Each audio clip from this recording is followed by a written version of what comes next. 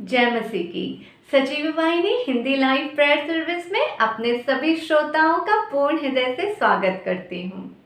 विश्वास करती हूँ कि प्रभु की सहभागिता में आप सभी आनंदित हैं।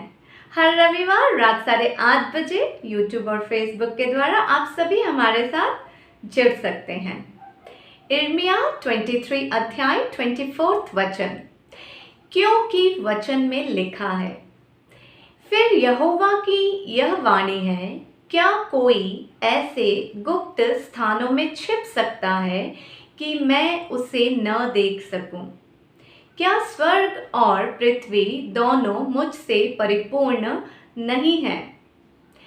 वचन कहता है कि क्या ऐसी कोई जगह है जहां हम परमेश्वर की दृष्टि से छिप सकते हैं या बच सकते हैं या वो हमें देख नहीं सकते? यहाँ हम परमेश्वर से छिप रहे हैं। सच है, परमेश्वर की ओर से जब वचन हमारे पास आया है कि क्या कोई स्थान है जहाँ हम छिप सकते हैं, ऐसा कोई स्थान नहीं है जहाँ हम छिप सकते हैं, लेकिन हम मनुष्य परमेश्वर से छिपने की कोशिश कर रहे हैं। हम उनसे छिप इसलिए रहे हैं क्योंकि हमारे अंदर उनका सामना करने की ताकत नहीं है।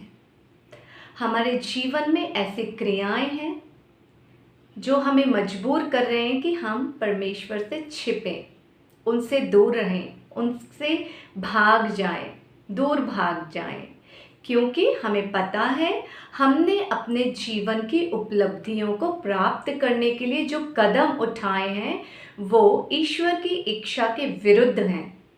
हमने अपने जीवन में जो सफलता प्राप्त करी है, जो पदवी प्राप्त करी है, जिस स्थान में आज हम खड़े हैं, वो ईश्वर के विरुद्ध जाकर हमने प्राप्त किया है और हमें पता है कि वो गलत है, इसीलिए हम ईश्वर से छिपने की कोशिश कर रहे हैं।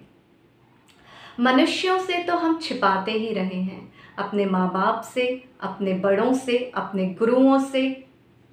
हम अपने उद्देश्यों को, अपनी क्रियाओं को छिपाते रहे हैं।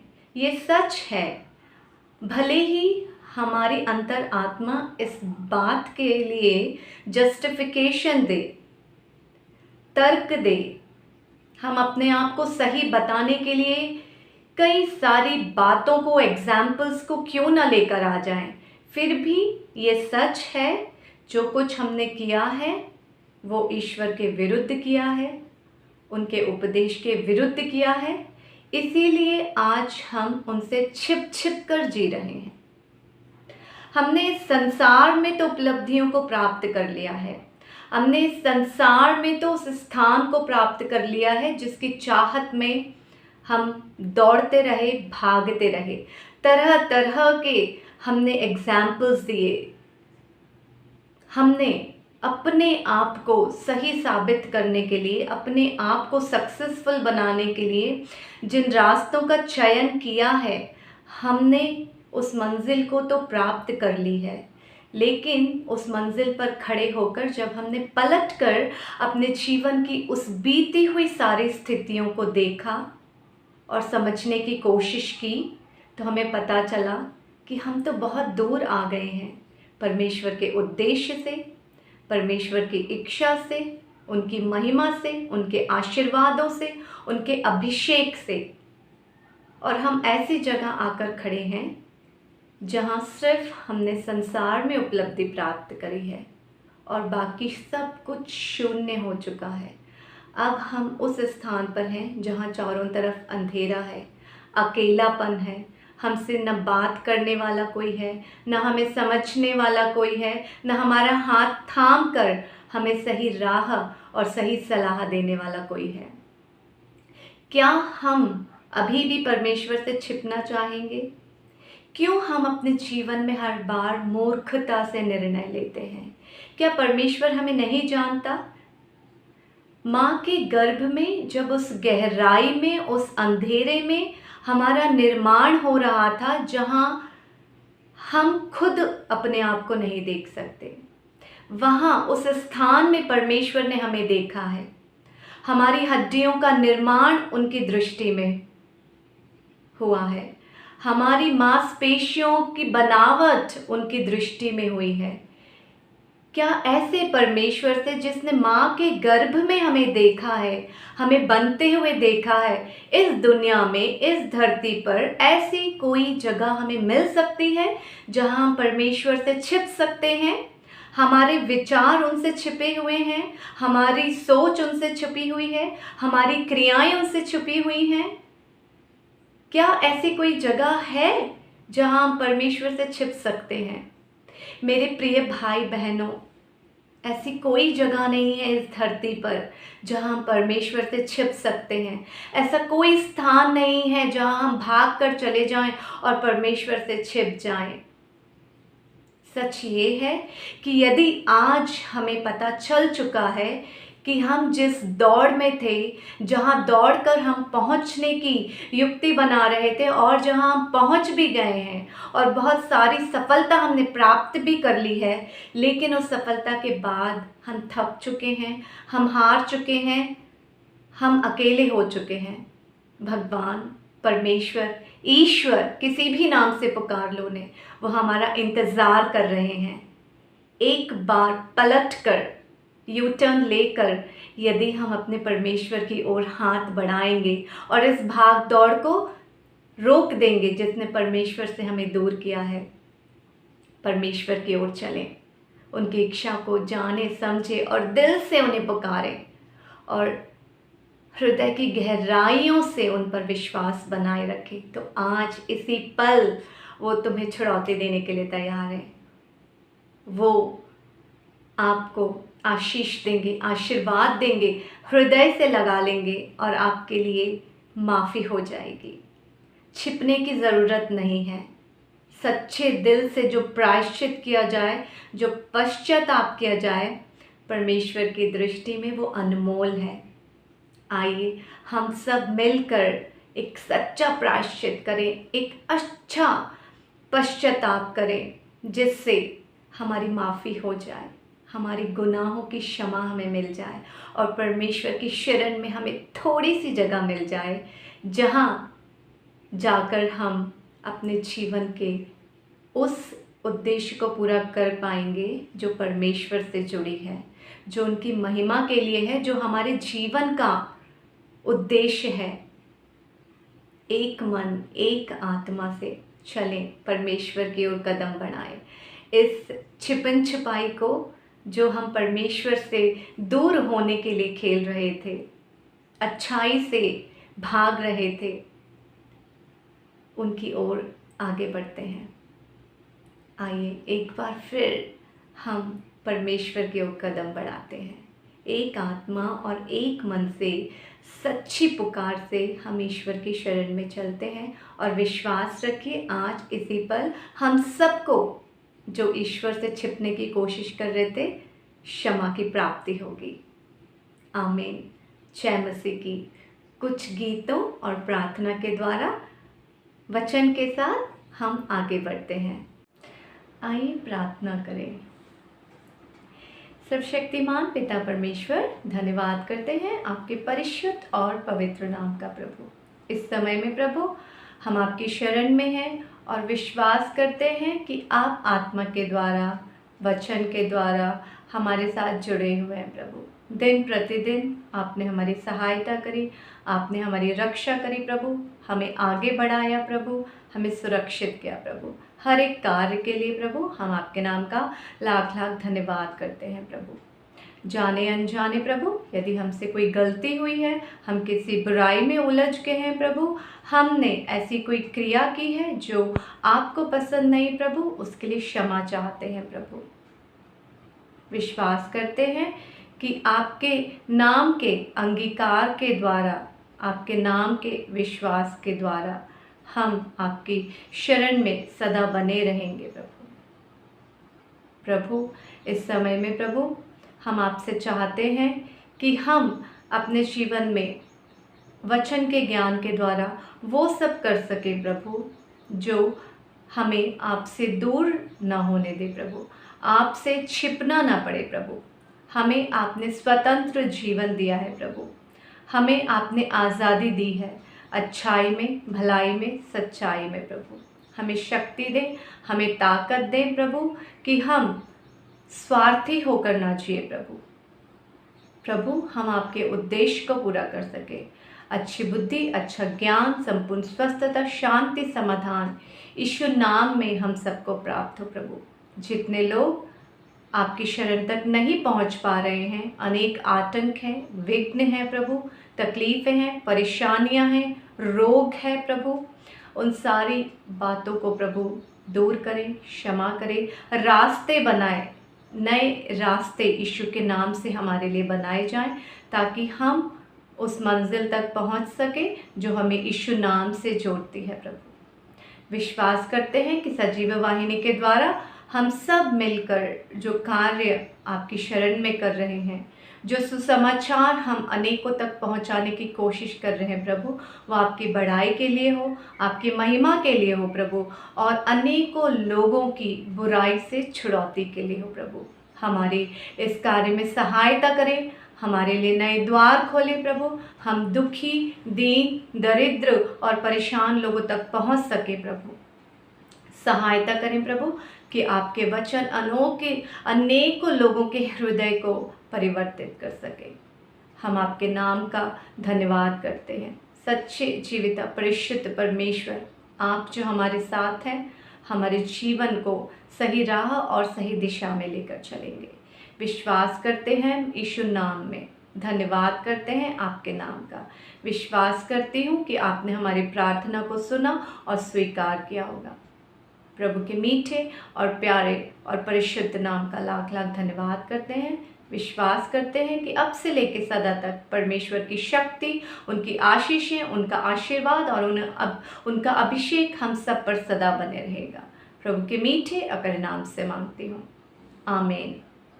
जय मसीह की। आइए गीत गाते हैं उनके नाम की महिमा के लिए, बड़ाई के लिए, धन्यवाद करते हैं उनके नाम का, क्योंकि वे महान हैं। उन्होंने अपने वचन को हम पर प्रकट किया है। उन्होंने हमारी दिनचर्या में पता नहीं अनगिनत दुर्घटनाओं से हमें बचाए रखा है।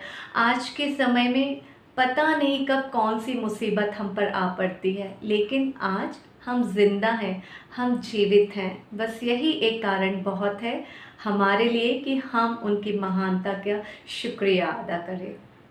आइए। तेरा प्यार है महान, तेरा प्यार है जहाँ, मैं जो पहले मुर्दा था तूने डाली मुझ में जान। तेरा प्यार है महान, तेरा प्यार है जहाँ, मैं जो पहले मुर्दा था तूने डाली मुझ में जान। क्यों ना बोलूं फिर मैं तेरी जय जयकार, क्यों ना बोलूं फिर मैं तेरी जय जयकार। जय जयकार, जय जयकार, तूने मेरे लिए क्या कुछ ना किया। जय जयकार, जय जयकार, तूने मेरे लिए क्या कुछ ना किया। मेरी सूरत बिगड़ी थी, मेरा दिल था खाली, तूने सींचा था खून से ताकि आए हरियाली। क्यों ना बोलूं फिर मैं तेरी जय जयकार, क्यों ना बोलूं फिर मैं तेरी जय जयकार। जय जयकार, जय जयकार, तूने मेरे लिए क्या कुछ ना किया। जय जयकार, जय जयकार, तूने मेरे लिए क्या कुछ ना किया। आई जीवन में खुशी, आई अब दे जिंदगी, तू है जिंदा शाफिया, तूने ये है किया। क्यों ना बोलूं फिर मैं तेरी जय जयकार, क्यों ना बोलूं फिर मैं तेरी जय जयकार। जय जयकार, जय जयकार, तूने मेरे लिए क्या कुछ ना किया। जय जयकार, जय जयकार, तूने मेरे लिए क्या कुछ ना किया। प्यार है महान, तेरा प्यार है जहाँ। मैं जो पहले मुर्दा था, तूने डाली मुझ में जान। क्यों ना बोलूं फिर मैं तेरी जय जयकार, क्यों ना बोलूं फिर मैं तेरी जय जयकार। जय जयकार, जय जयकार, तूने मेरे लिए क्या कुछ ना किया। जय जयकार, जय जयकार, तूने मेरे लिए सब कुछ है किया। तूने मेरे लिए सब कुछ है किया। हालेलुया। सभी को जय मसीह। मैं आप सबको इस प्रोग्राम में, ऑनलाइन प्रोग्राम में आप सबको स्वागत करती हूँ। आइए हम परमेश्वर के वचन से देखने से पहले हम प्रार्थना करते हैं। थैंक यू फादर, धन्यवाद पिता परमेश्वर, हम आपको धन्यवाद करते हैं पिता, आज की सुंदर समय के लिए पिता हम आपको धन्यवाद करते हैं। वो परमेश्वर बुआ, पवित्र आत्मा, आप जो भी कहना चाहते हो पिता, आप हमारे साथ बोलिए पिता। और प्रभु हर एक के हृदय के आंख और कान को प्रभु ज्योतिर्मय पाड़िए पिता परमेश्वर।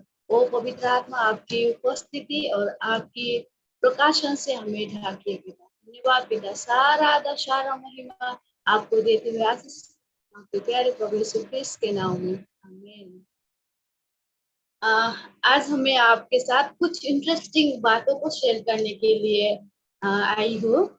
हम सबको पता है और हम सब ने हमारे जीवन में उस चीज को भोग चुके हैं, हम हमारे ऊपर हो चुका है उस चीज को, हम उसके बारे में आज हम बात करते हैं। मैं आपके साथ आज क्वेश्चन करना चाहती हूँ कि क्या आप कभी आपको प्यार की कमी हुई है, और कभी आपने अकेला महसूस किया है क्या? क्या आपको कभी ऐसा लगा है कि कोई मुझे प्यार नहीं करता? क्या आपने ये समझा है कि मेरे जीवन का कोई मूल्य नहीं है? तो आज हम देखते हैं, कोई तो है जो हमें प्यार करते हैं, कोई तो है हमारे जीवन के कोई भी चीज को ना देखते हुए भी प्यार करते हैं। हम आज उस प्यार के बारे में बात करेंगे। हम सबको पता है प्यार ऐसी चीज है जो सबको चाहिए, जो हर एक छोटे से बच्चे से लेकर बड़े बुजुर्ग तक प्यार को चाहते हैं, और चाहते हैं कि कोई मुझे बोले कि मैं तुमसे प्यार करता हूँ, और चाहते हैं कि कोई मेरे केयर करे।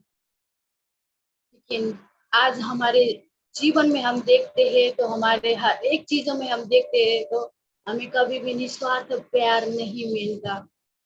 अगर हम देखते हैं हमारे दिन दिन के रिश्तों में, हमारे हर एक रिलेटिव में, हमें कभी भी बिना शर्त वाला प्यार नहीं मिलता और बिना स्वार्थ वाला प्यार नहीं मिलता।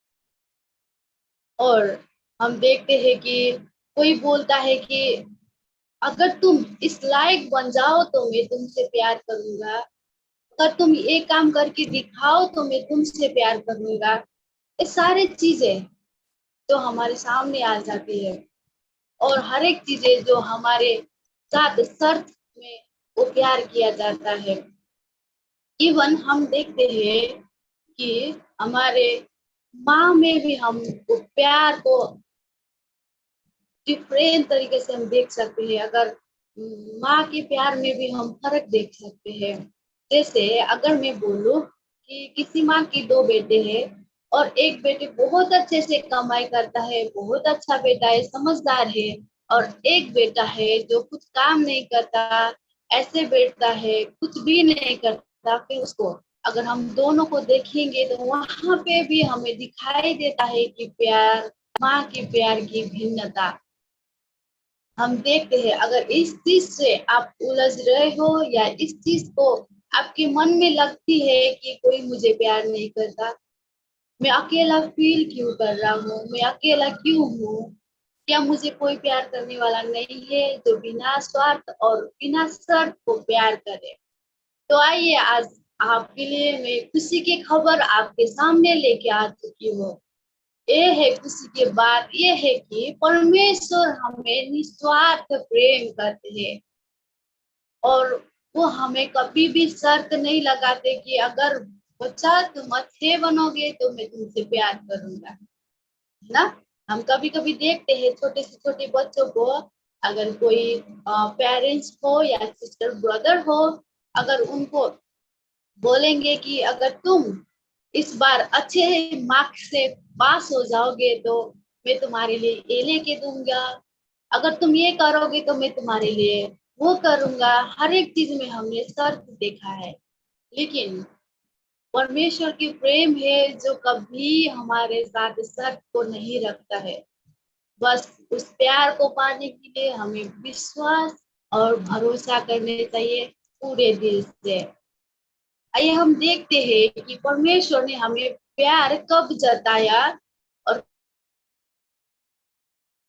कैसे जताया। हम बाइबल से देखते हैं, यूहन्ना की सुसमाचार यूहन्ना के पुस्तक में अगर हम देखें, यूहन्ना के पुस्तक 3 अध्याय के 16 पद में हम देखें तो वहां पे लिखा है, क्योंकि परमेश्वर ने जगत से ऐसा प्रेम रखा कि उनने अपना एकलौते पुत्र दे दिया, ताकि जो कोई उस पर विश्वास करे वो नाश न हो परंतु अनंत जीवन पाए। हालेलुया। परमेश्वर के वचन हमें बता रहा है, क्योंकि परमेश्वर ने जगत से ऐसा प्रेम रखा कि उसने अपना इकलौते पुत्र को दे दिया, है ना। परमेश्वर ने हमारे साथ ऐसा प्रेम रखा कि अपने इकलौते पुत्र को भी उसने नहीं सोचा, नहीं परखा और उन्होंने हमारे लिए इस जगत में भेज दिया, ताकि अगर हम उनमें विश्वास करें, अगर यीशु मसीह को हम अपने हृदय में लिए तो हम अनंत जीवन पा सके। परमेश्वर का प्रेम अति महान प्रेम है। उन्होंने कोई भी शर्त नहीं रखी, उन्होंने कभी भी स्वार्थ चीज को नहीं देखा, उन्होंने अपने बेटे को हमारे लिए संसार में भेज दिया। अगर हम उनके ऊपर विश्वास करते हैं तो हम अनंत जीवन पा सकते हैं, तो हम प्रेम को महसूस कर सकते हैं। अनंत जीवन, हमें पता है अनंत जीवन होता है कभी खत्म ना होने वाले जीवन। प्रियो, मैं आज आप सबके साथ अनंत जीवन में आत्मिक जीवन के बारे में बात कर रही हूँ। मैं शारीरिक जीवन के बारे में बात नहीं कर रही हूँ। शारीरिक जीवन तो मर जाता है, नष्ट हो जाता है, लेकिन आत्मिक जीवन कभी भी नष्ट ना होने वाला जीवन है। और अगर हमें अनंत जीवन चाहिए या अनंत मृत्यु चाहिए, ये चुनाव हमें खुद करना पड़ेगा। ये हम खुद करना है हमें कि मुझे अनंत प्यार चाहिए या नहीं चाहिए, इसका चुनाव हम खुद करना पड़ता है। परमेश्वर ने हमें अपना प्रेम दिखा के एकलौते पुत्र को इस संसार में भेज के उन्होंने अपना प्रेम को दिखाया है, उन्होंने इसी में अपना प्रेम को दिखाया है। लेकिन अब बारी हमारी है, क्या हम उनको प्रेम के हम स्वीकार करते हैं या नहीं करते हैं, वो हमारे हाथ की चीज है ना। परमेश्वर कोई किसी को जबरदस्ती करने वाले परमेश्वर नहीं है। उन्होंने सबको अपनी इच्छाओं में रख दिया है, स्वतंत्र छोड़ दिया है। लेकिन अब हमें पता होना चाहिए कि हमें किस जीवन के तरफ हम जा रहे हैं, या हमें जीवन में आनंद, शांति, सुख और प्रेम चाहिए कि नहीं चाहिए, हमें उस चीज में देखना है। और अगर हमें परमेश्वर ने हमारे लिए अपना बेटा को भेज दिया है तो क्यों भेजना पड़ा उन्हें अपने बेटा। हमने देख तो लिया कि परमेश्वर ने हमें बहुत प्रेम किया है, जगत से बहुत प्रेम किया है, इसलिए अपने बेटे को भेजा इस जगत में, है ना। लेकिन अब हम देखते हैं कि परमेश्वर ने क्यों भेजा इस जगत में, क्या जरूरत पड़ी कि प्रभु ने अपने बेटे को इस संसार में भेजे। एक में तो हमने देखा कि परमेश्वर ने हमें प्रेम किया है, इसीलिए उन्होंने अपने पुत्र को इस संसार में भेजे। और अब हम देखते हैं कि क्यों भेजे, आखिर क्या हुआ था जो प्रभु हमारे लिए अपने बच्चे को, अपने एकलौते पुत्र को इस संसार में भेजे। अगर हम देखते हैं कि रोमी 3 के 23 में लिखा है, इसीलिए कि सब ने पाप किया और पाप किया है और परमेश्वर की महिमा से रहित है। इसीलिए क्योंकि आगे हमने जोन यूहन्ना 3:16 में देखा, वहां पे लिखा है, आगे शुरू में ही बोला है कि क्योंकि तो इसमें उत्तर है, रोमी 3:23 में उत्तर है, इसीलिए वहां पे बोला है, क्वेश्चन किया है, इधर आंसर दिया है कि इसीलिए कि सब ने पाप किया है और परमेश्वर की महिमा से रहित है। इसीलिए प्रभु ने अपना एकलौते पुत्र को इस संसार में भेज दिया। फिर यहाँ पे लिखा है कि सबने पाप किया है, तो हम बोल सकते हैं कि कैसे पाप किया है, हमने तो कुछ पाप नहीं किया है ना, हम ये सोच सकते हैं। लेकिन लेकिन वचन क्या कहता है, वचन के आधार में हम चलने वाले लोग हैं, तो वचन क्या कहता है, हमें उनके तरफ ध्यान देना है ना। मैं आपको अच्छे से समझाऊंगी कि परमेश्वर ने अपने बेटे को क्यों भेजना पड़ा। जैसे कि मैंने बोला कि संसार में जगत ने इतना सारा पाप किया था कि प्रभु ने अपना इकलौते पुत्र को भेज दिया। ये पाप कहाँ से शुरू हुई, है ना, पाप कहाँ से शुरू हुई। अब हम देखते हैं कि पाप कहाँ से शुरू हुआ। तो अगर हम देखते हैं उत्पत्ति की पुस्तक 2:17 में देखते हैं, तो उत्पत्ति से पहले से ही हम देखते हैं कि परमेश्वर ने सारा जगत को सृष्टि किया, हर एक चीजों को बनाया, हर एक चीज को बनाया, उन्होंने जंगली पशु जानवर बनाया, हर एक चीज बनाया और अंत में मनुष्य को बनाया। लेकिन उन्होंने बोला कि जीव खराब और ज्ञान देने वाला फल है जो, उसको मत खाना, परमेश्वर ने बोला। लेकिन इंसान ने वो चीज को नहीं अपनाया, उन्होंने वो असल और खराब चीज का ज्ञान देने वाला फल का, वृक्ष का फल खा लिया, इसीलिए मनुष्य के ऊपर पाप आ गया। परमेश्वर ने आज्ञा दिए थे कि उस फल को मत खाना, जिस दिन तुम खाओगे उस दिन तुम मर जाओगे और तुम्हारी आंखें खुल जाएंगे। लेकिन मनुष्य ने इस चीज को नहीं माना, इसीलिए पाप वहां से उत्पन्न हुआ। परमेश्वर नहीं चाहते थे कि मनुष्य वो फल खाए, लेकिन फिर भी मनुष्य ने खा लिया। लेकिन परमेश्वर ने हमें ऐसे ही नहीं छोड़ा मित्रों।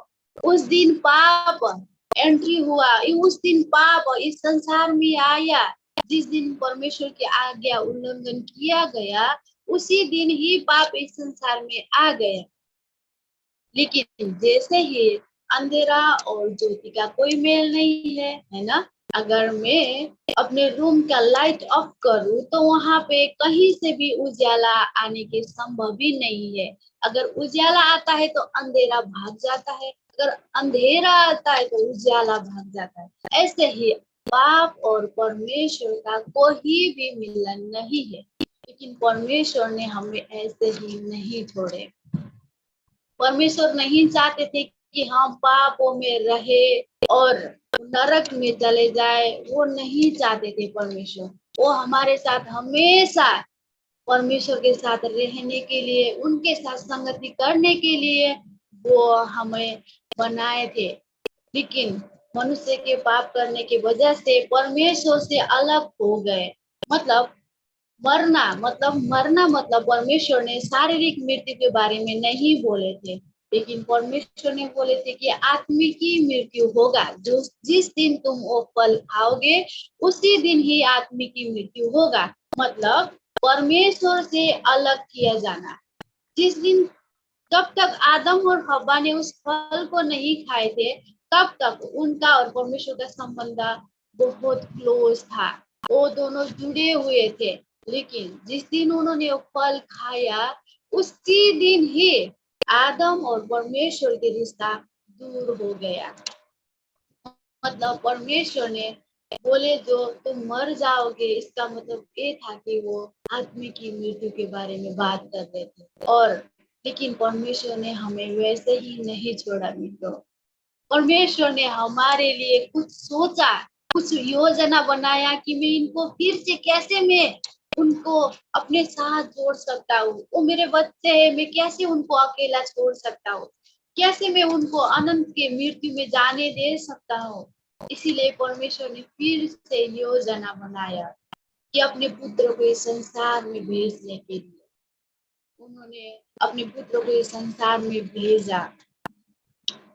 और जिसके ऊपर हम विश्वास करेंगे, है ना, और यूहन्ना 3:16 में लिखा है ना, जो कोई भी उनके ऊपर विश्वास करेगा वो अनंत जीवन पाएगा, नष्ट नहीं होगा। वैसे ही अगर हम उनके ऊपर विश्वास करते हैं तो हम नष्ट नहीं होंगे। अगर हम उनके ऊपर विश्वास करते हैं तो हमें शांति, आनंद, अनंत जीवन और प्रेम को हम देख सकते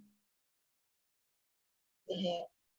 और उन्होंने हमें बिना शर्त वाला प्रेम किया। मैंने आपको पहले भी बताया कि परमेश्वर ने हमें बिना शर्त के प्रेम किया। अब हम देखते हैं कि कहाँ बिना शर्त के प्रेम किया है ना। परमेश्वर के वचन में हम देखते हैं कि यहाँ पे लिखा है कि 5 रोमी 5:8 में लिखा गया है कि वहां पे लिखा है कि परमेश्वर ने हम पापी रहते हुए भी अपना एक लौता पुत्र को इस संसार में भेजा। अगर हम देखते हैं यहाँ पे तो वहां पे एकदम क्लियरली बताया गया है कि परमेश्वर ने हमें पाप के साथ होते हुए भी अपने एक लौते पुत्र को भेज दिया। उन्होंने नहीं बोला कि बच्चों अगर तुम असल काम करोगे, असल कार्य करोगे तो ही मैं अपना इकलौता पुत्र को भेजूंगा। नहीं, उन्होंने ऐसा नहीं बोला।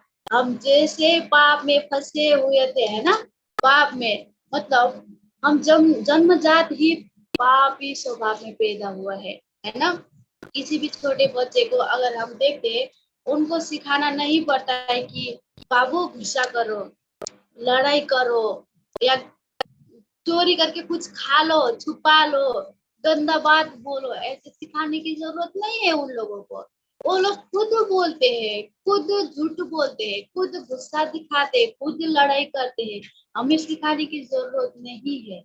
क्योंकि क्योंकि मनुष्य पैदा से ही पापी स्वभाव में पैदा हुए हैं। इसीलिए तो परमेश्वर ने बोला कि हम पापी रहते हुए भी उन्होंने अपने एक लौते पुत्र को इस संसार में भेज दिया ताकि हम अनंत जीवन को पा सके, ताकि हम बिना स्वार्थ वाला प्रेम को पा सके और बिना शर्त वाला प्रेम को पा सके।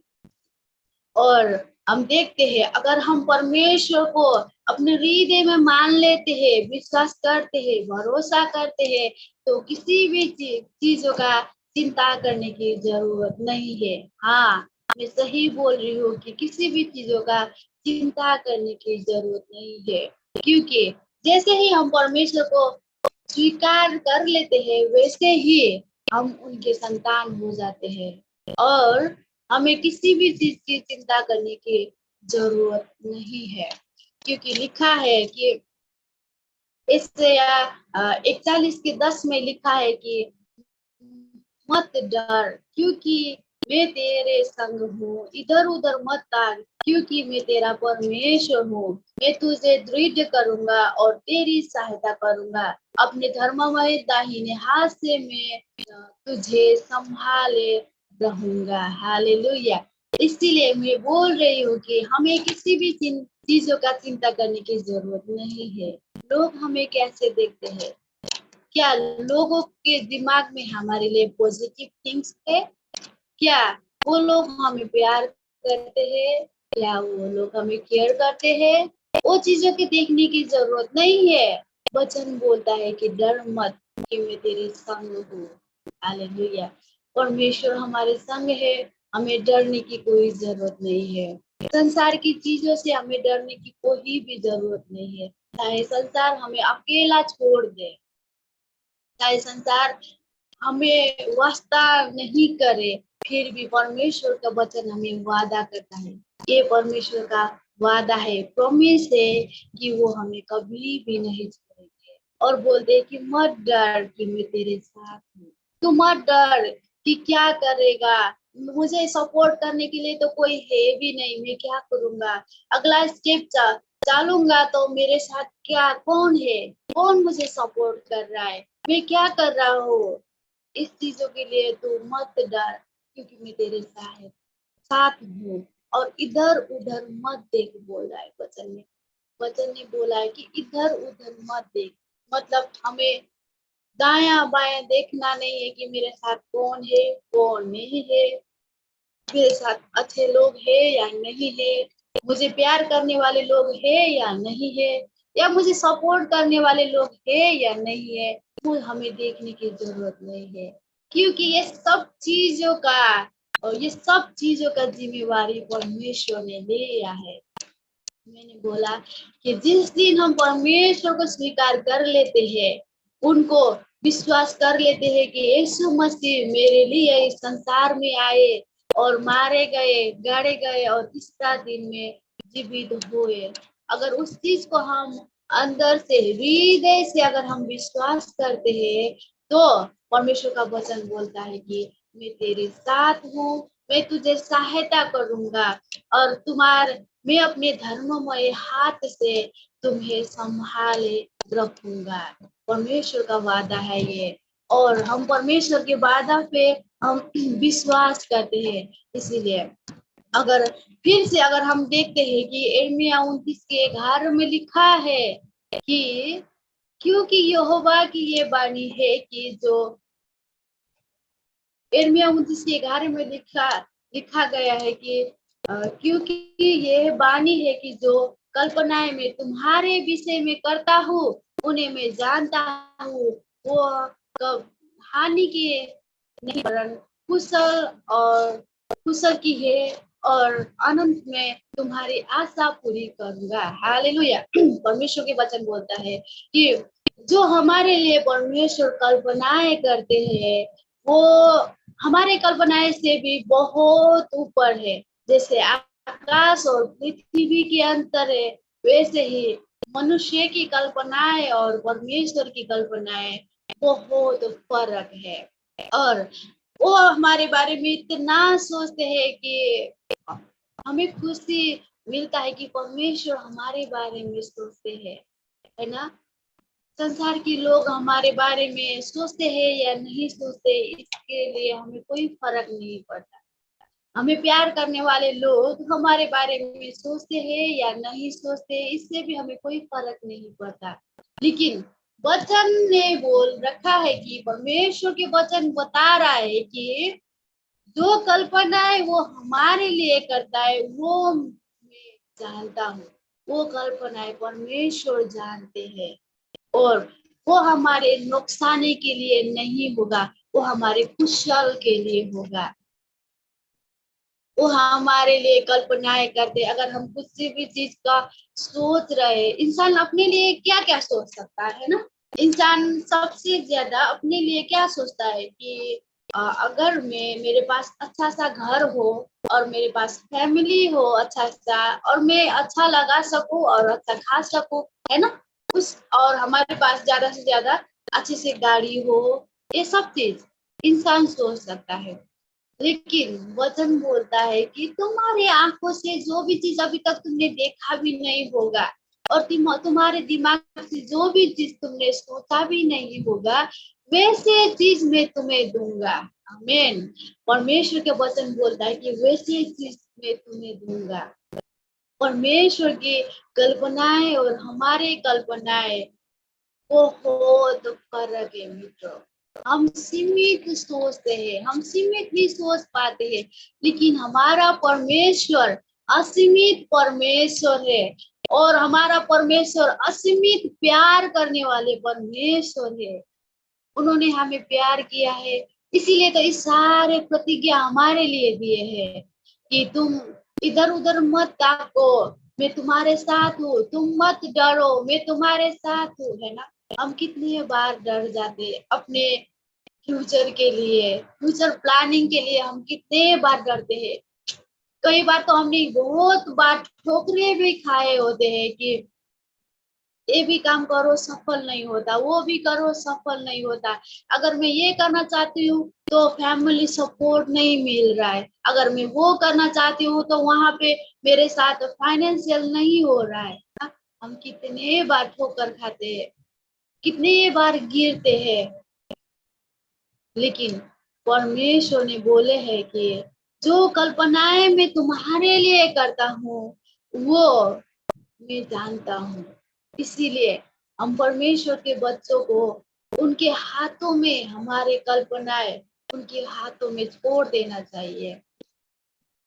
और परमेश्वर जानते हैं, उनको पता है हमारे भलाई के बारे में, उनको पता है कि कैसे मेरे लिए प्लानिंग करना है, कैसे आप सबके लिए परमेश्वर को प्लान करना है, योजना बनाना है, उनको पता है।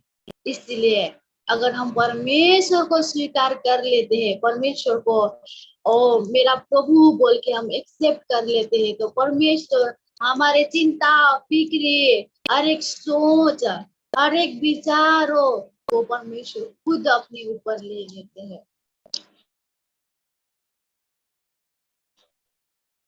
अगर हम देखते हैं कि भजन संहारों में देखते हैं, परमेश्वर का योजना मेरे लिए बहुत ज्यादा है। वहां पे लिखा है, अगर मैं आपकी योजना को गिनूं, अगर मैं आपकी योजना को गिनने लगूं तो वो बालू के कण से भी ज्यादा है। हालेलुया। परमेश्वर की योजना और परमेश्वर की प्रतिज्ञा मेरे लिए और आपके लिए इस बालू से भी ज्यादा है। उन्होंने मेरे लिए और आपके लिए अपना योजना इतना बनाया है, इतना बनाया है कि हम गिन भी नहीं सकते उनको। हमें पता भी नहीं होगा कि कितना है। जैसे हमारे सर में जैसे बाल है जो हम गिन नहीं सकते, जैसे वचन में लिखा है कि मैं गिनने लगूं तो भी वो बालू के कण से भी ज्यादा है, वचन में लिखा है। इसीलिए मैं आपको बोल रही हूँ, अगर आपको निस्वार्थ प्रेम चाहिए, अगर आपको बिना शर्त वाला प्रेम चाहिए, तो आप सबको परमेश्वर को स्वीकार करना पड़ेगा और अपने जीवन में उनको आने के लिए अपने हृदय का दरवाजा खोलना पड़ेगा। परमेश्वर की प्रतिज्ञा हमारे लिए बहुत सारा है। और अगर हम देखते हैं कि अगर कुछ लोग बोलते हैं कि तुम्हारे तुम्हारे क्या काम है, तुम क्या कर सकते हो, तुम्हारे पास क्या चीज है ना, बोलते हैं ना कि मैं तुम्हें क्यों प्रेम करूं, तुम्हारे पास क्या है, तुम तो केवल धरती के बोझ टाइप के कुछ ऐसे बोलते हैं लोग। लेकिन परमेश्वर के वचन क्या बोलता है हमें ऐसा?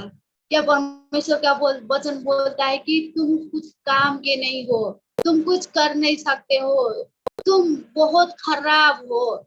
क्या हमारे परमेश्वर का वचन हमारे लिए ऐसा बोलता है क्या? अगर कोई ऐसा बोलता है तो आपको डरने की जरूरत नहीं है मेरे मित्रों। सिर्फ आपको विश्वास करना है और आनंद लेना है।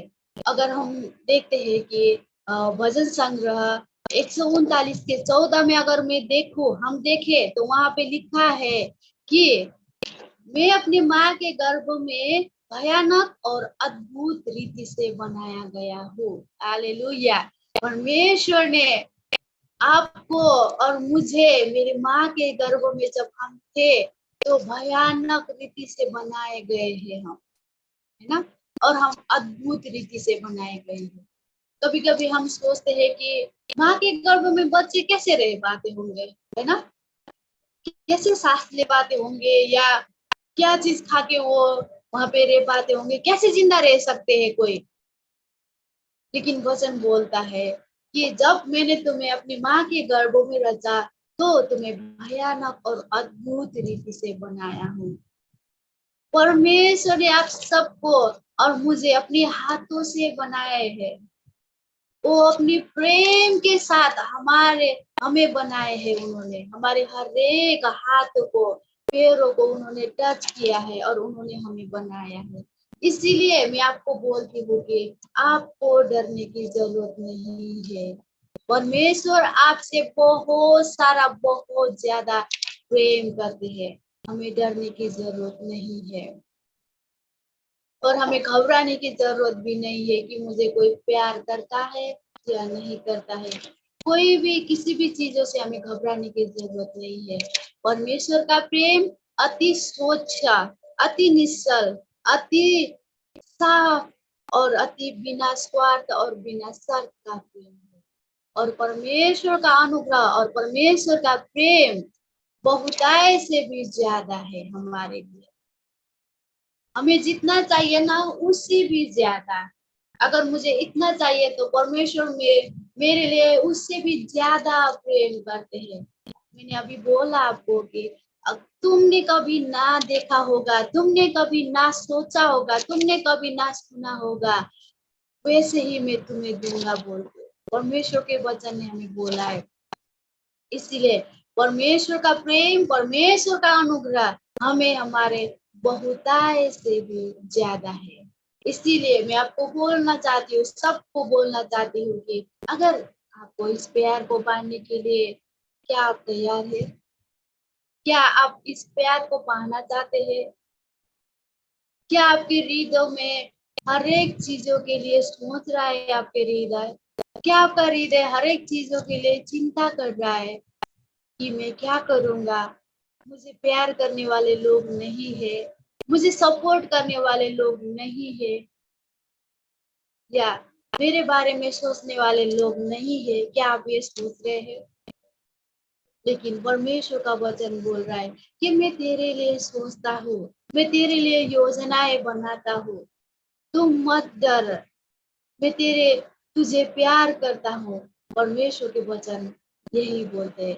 परमेश्वर ने हमारे प्यार के लिए अपना एक लो तो पुत्र को भेज दिया। मतलब उन्होंने अपना पुत्र के बारे में कि नहीं सोचा, उन्होंने बिना सोचे ही इस संसार में अपने पुत्र को दिया।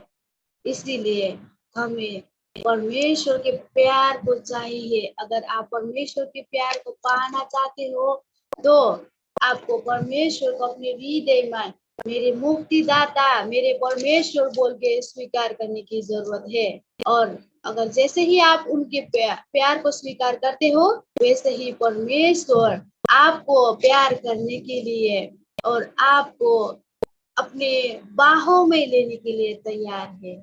आइए, अगर आप वो चाहते हैं, अगर तो आप उस प्यार को पिता इस वचन से काम कर पाए, ओ पिता परमेश्वर इन वचन के द्वारा उनको जीवन मिल पाए। पिता हम आपको धन्यवाद करते हैं। पिता सारा महिमा हम आपको देते हैं और आशीष मांगते हैं प्यारे प्रभु यीशु के नाम में, आमीन। प्रभु आप सबको आशीष दे।